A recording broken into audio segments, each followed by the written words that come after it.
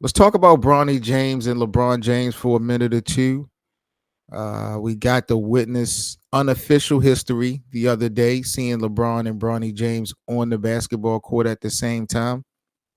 I've talked about Bronny James struggle in these first couple of preseason games. He was yet to hit a three-pointer. His field goal percentage has been very poor. I believe is he shooting under 14% from the field. He had a turnover problem, big time turnover problem in the game versus Phoenix. It kind of seems like Bronny, it's like it gives me that deer in the headlights type of vibe. I didn't think at first that this game was too fast for Bronny. I thought Bronny would be able to keep up with the pace of the game, but he seems a little lost.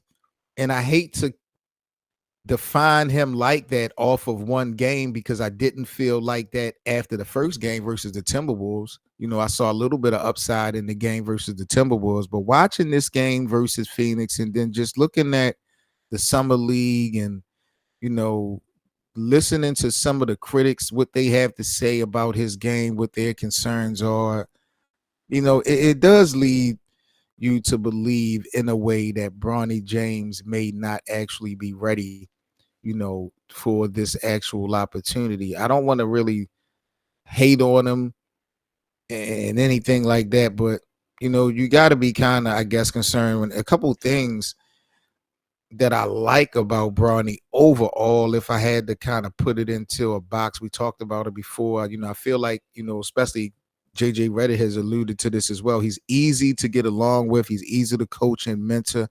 He's not a hard head. I believe Bronny James, even though we know who his father is, Bronny will develop to be a sponge if he's not already a sponge, taking in a lot of, information and knowledge from some of the veterans. So when we talk about the intelligence of the game, basketball knowledge, basketball IQ, I think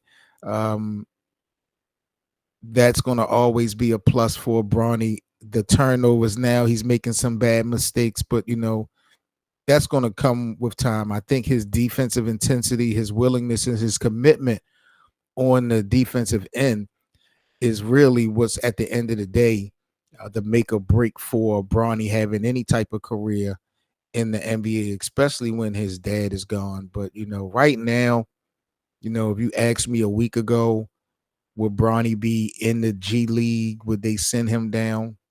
I thought it would have been best for him to just sit on the bench and learn in real time, even if you're not getting as many minutes as a Dalton Connect or Max Christie or Gabe Vincent. Understand the game, understand the assignment. But I thought it would be better for you to do it sitting next to, on the bench alongside the ADs and the LeBrons and all of that. But I don't know. It's early, it's the preseason. But Bronny gonna have to turn it around for me sooner than later. I know a lot of y'all already got y'all minds kind of made up when we talk about Bronny James, and I get it. And I'm not going to be the one to try to change your mind. I'm just giving y'all my thoughts and opinions on Bronny James, and I'm not giving up on him, but he's going to have to change his style of play sooner than later, especially offensively. He needs to get in attack mode. He has to get in attack mode. I believe that some players in the NBA, because of his dad, there's a lot of people say they don't feel LeBron, but there's a fear factor in the league. I don't know how big, how small you want to gauge it, but there's a fear factor in the league when it comes to the James presence. And Bronny can definitely slash. Bronny can definitely attack, get to the rim. And we seen it in the summer league versus Houston. We saw it a little bit. Matter of fact, that was his only field goal, if I ain't mistaken, versus the Minnesota Timberwolves in the first game in the preseason when he, slashed to the rack. That will open doors for his teammates because his shot is not falling. And I'm tired of watching Bronny force it. Like he's going to get it eventually. I think he got a nice touch. It's just not dropping. But until time, in the meantime, in between time, Bronny is going to have to find a way to be more aggressive and get to the rack. Like he's going to have to take it there. He's going to have to make his presence known. I know he's a guard. I know genetically him and his father likes to defer a lot, pass first.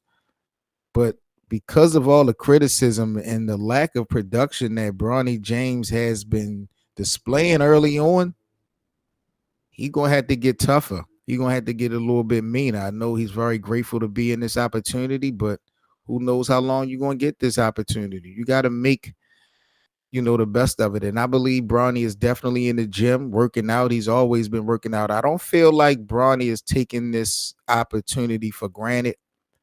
I don't think that he's not working hard, to try to get to where he needs to go. It's just the opportunity, the situation is just weird. You got the whole nepotism factor with his father. The Lakers are looking to win. The stars of the team, the LeBron and AD, they looking to win now. You got the front office in Rob Pelinka and Jeannie Buss. They're looking towards the future. So you got a little bit of a 2-on-2 beef or friction within your organization right there. And like I said, because of the unavailability of some of the guys that you really needed to depend on when we talk about the health of the roster, the young core for the Lakers are going to be in the game more than we probably expected. And that might mean Bronny James included. So I would hope and expect that Bronny figures out a way offensively to get a little bit more aggressive, a little bit more in attack mode. I think defensively he'll be fine. It's just going to take a little bit of time. How much time are we, Lakers land, going to give this second round 55th pick rookie? For all the latest news and debates on the Los Angeles Lakers, be sure to subscribe here to the Lakers Land platform.